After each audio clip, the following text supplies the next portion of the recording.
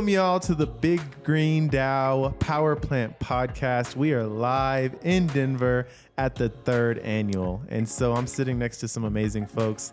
Lacey, who y'all know, but also a special guest, Catherine. Welcome, Catherine. Thank you. I'm thrilled to be here. And that's Catherine Burns. Oh, okay. Of course. Get it right. Yep. Burn that fire. We about to make it hot, y'all. Well, Catherine, Mrs. Burns, thank you for being here with us today. I just met you like less than 24 hours ago, but from what I do know, you helped coach our amazing Big Green Dow folks to do some amazing storytelling yesterday evening. But before we get to that, let's just go ahead and introduce you. Tell us a little bit about your background and what you work on.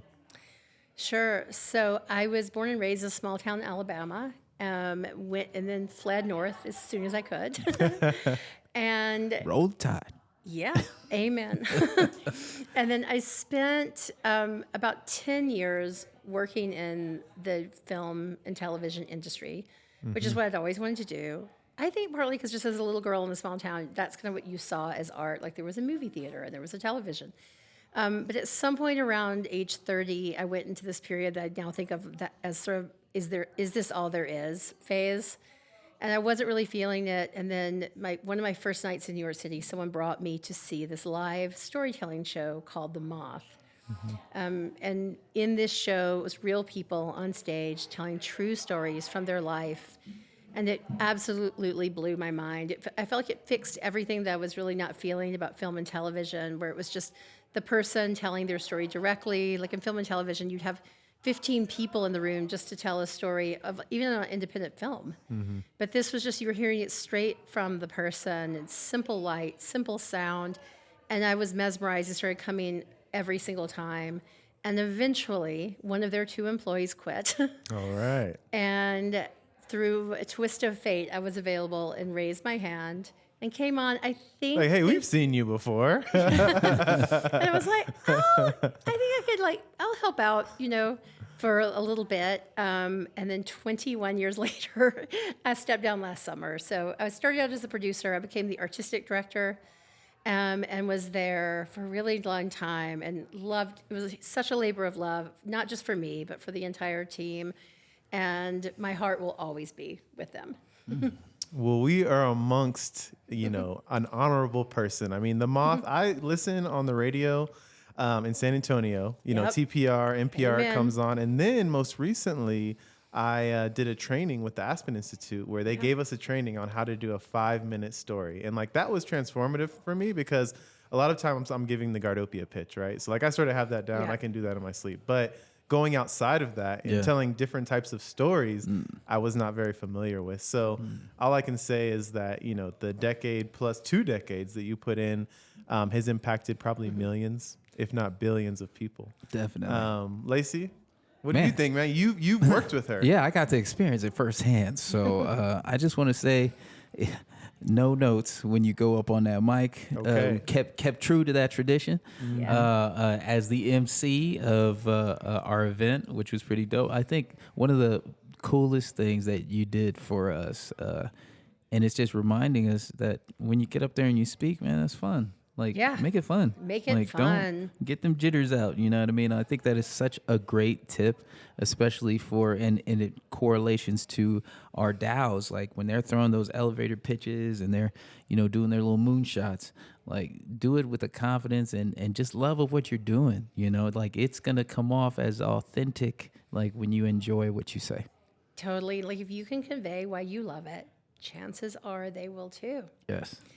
And you can make someone love something they never even thought about 5 minutes before. I have seen that again and again when people tell stories about something. The audience afterwards, will go, well, I never once thought about, removing a tooth as a dental hygienist from their point of view. But my God, it's so moving. I also find that a lot of people think that they have been through something that's so unique to them, and they feel alone. There's a loneliness to it. And then all of a sudden, I've seen this so many times, they tell their story on stage and all these people are coming up to them and being like, oh my goodness, I never knew that somebody else felt that way. Or now I feel so much less stupid because I was thinking that, but I didn't want to tell anyone. When you tell your story, it will set you free, but you will also set so many others free. I like that. That's powerful, man. Like I totally agree. Like for instance, Jamala ending the talk last night. Yes. I mean, when he talked about like being in this new reality of like this is what he's gonna see. He's gonna see this ceiling the day that he dies. Yeah. And like that sat with me because for me. To correlate to that, because I had talked about empathy when we began the session. Like you will find yourself in these stories, right? And I remember being in a hooch, or I was laying down in a foxhole in Afghanistan. Oh my God. And I was like, man, like I felt that feeling, like, yo, this is my reality, and I just I gotta accept that. And yeah, like this could be the last like time that I see this, only because here I am surrounded by such violence. And like it was war. Yeah. So like just the correlation between like how he felt, it brought up those feelings for me too. So like I could feel that hopelessness, but then I can also feel like the hope that he gave too. Like when he put his hands into the soil when we were doing our little pre-talk prior to us getting on stage. And I mean, it's just like relating to folks and invoking those type of emotions when you express your story, when you tell your story, is extremely powerful to me. Man, I'm feeling it right now. Y'all I got hair standing up because I remember remembering when they were all telling their different stories. And I told Jamal this morning when we were riding over here, like when he was starting to tell his story, you could hear a pin drop. Yeah. Mm-hmm. Like everybody was tuned in. Everybody was listening. And so that's when you know that it's just engaging and it's the truth. That's like the story that I told. I didn't make up a story. I told the story that I knew, right from the heart. Yep. And so when you're telling that true story of your lived experience, whatever it might be, like that's going to resonate, right? And storytelling is so powerful. And that's one of the reasons we're here and we started this podcast, because we were like, yo, there are so many, like the stories that are in this room right now.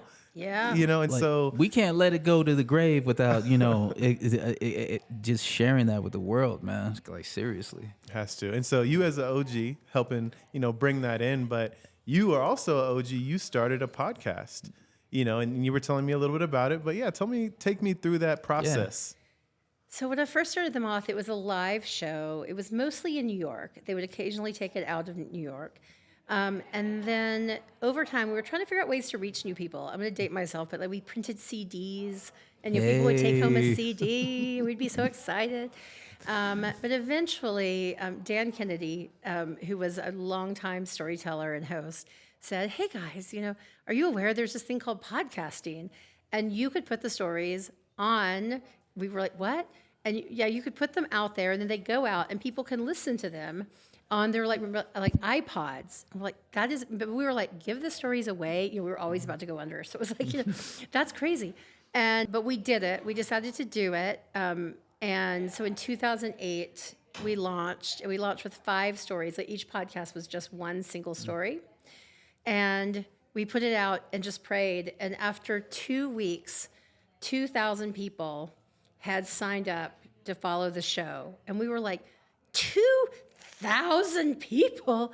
And we're like, that's like if we had a show at the library and it sold out, and then we printed a CD, and then all 1,000 CDs sold out, plus 500 people. We were blown away by these numbers. Mm-hmm. And then it just kept going and going and going. One piece of advice if people are starting a podcast is, if you know anyone who has a podcast that's even slightly bigger than yours, ask them to maybe do a trade, to have you on, have them come on. Because what happened is This American Life, the radio show / podcast, started putting some of our stories on the air. And every time they would do it, it would just uplift. So I think the first time they did it, we went up 100,000 downloads, and then another 100 and another 100. So it was like absolutely incredible. That's cool. Yeah. And then a lot of people know the podcast Serial, which really changed everything and got so many more people listening. And the beautiful thing about that is that it was like this thing where all the boats rose together. Mm-hmm. So Serial suddenly got people who had never thought about listening to a podcast. And all these new listeners came on, and they started listening. And so we were at first a little bummed because we had been top 10, and we were like, we're top 10. And then we dropped, because with people coming in. But we went from about 350,000 downloads per episode to nearly 1 million within a couple of years. And it was because so many more people were coming. And so just, you never know what it's going to be that can take you to the next level. Yeah. So I guess, that kind of strikes a chord with me. Like, we have all these, you can do a podcast with your phone. There are so many different ways and methods and platforms that you can really stretch that. What kind of tips can you give, especially like our listeners right now are going to be a lot of the folks that you've met today, and or even the young folks that I work with at Lake Middle School. We have the Denver DJ School there. We have a podcasting there. What kind of advice would you give those students? Well, one wonderful thing about podcasting is you can be very specific, because you don't have to be going out there trying to be, reaching millions of people. Really healthy podcasts sometimes might have 2,000 listeners, 500, 5,000. But if it's the exact people that you're trying to reach and share ideas with and share information with, it doesn't matter, like, if it's 250 people, something can be sustained. But if they're the right 250 who need to hear exactly what you're going to tell them, I think that is the beauty of this. It's fairly inexpensive to make a podcast. Now that wasn't true for radio. Was like, can you remember radio? How impossible it was to get on the radio. It was like Nobody for was me. on the radio. I got that '80s background, so Right. like I always think about like 300 people in a building, and you got that one guy that grabs the paper off the typewriter and he runs all the way up the stairs to the studio Totally. and then hands it to folks up there.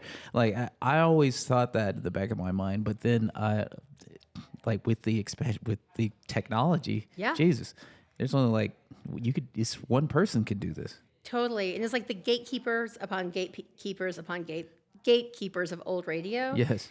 And now what's amazing is, like, a piece of advice I heard once, I think from Seth Godin. He's like this marketing guru. And he was like, instead, like, he felt like the culture was starting to shift. This was maybe five or 10 years ago. And he's like, instead of like going out and trying to make a product and then force everyone in the world to think that they want your product, make a product that you truly love, and then make it your mission to find every other person in the entire world that will also love it. And it's very different, and one is much more organic, and I feel like the second one anyone can do.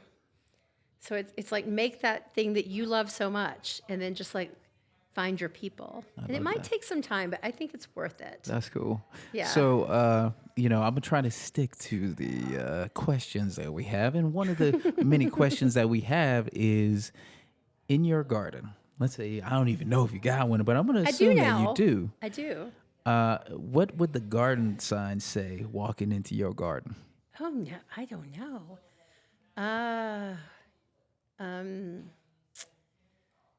Here to listen? Ooh, okay. Here to listen. That's dope. Why? Why is that? Because I think listening is one of the greatest gifts you can give to anyone. Like, to stop and listen to someone's story and to be curious and ask them questions. It can really be a political act. We used to say at the Moth, dare to listen, like, have the courage to stop and be in stillness and just connect with the person and listen.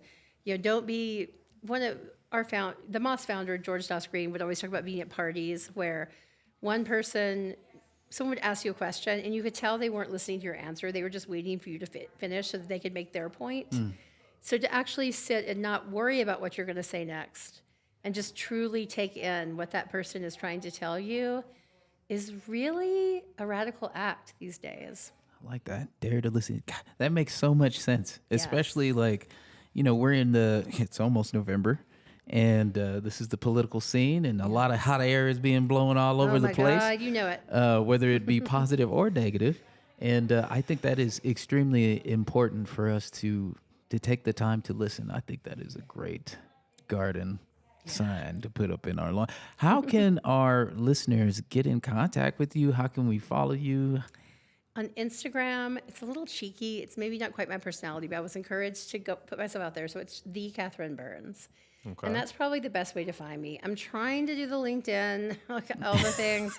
But Instagram and even Facebook is where I'm most able to kind of put out my stories and connect. I'm going to have a website at some point soon cooking on a podcast, but not quite ready to explain it yet on my own. Had one idea, now it's like pivoted slightly, so I'm going back in to work on it some more. But yeah, if people follow me there, I will, anything I do, that'll be the first place it goes out. And is the THEE or THE? That THE, and it's just Catherine, CATHERINE, Burns, BURNS. Dope. All right. Well, thank you for sitting down with us today and sharing your knowledge and giving us tips. And then, of course, working with us and developing like our little storytelling with Big Green DAO. It was such a labor of love. It truly filled my cup. Like the first person I talked to was Jamala, and I hung up with him and wrote to Parker and was like, oh my God, and Madeline. I was like, ah. And they were like, yes, exactly. And it was just like, it's been such a wonderful experience. And I can't wait to be cheering you guys on and doing everything I can to help going forward. Well, thank you. Let's keep the change coming. And thank you for powering our plant. Oh, That's I right. love that. Until next time, y'all. Adios.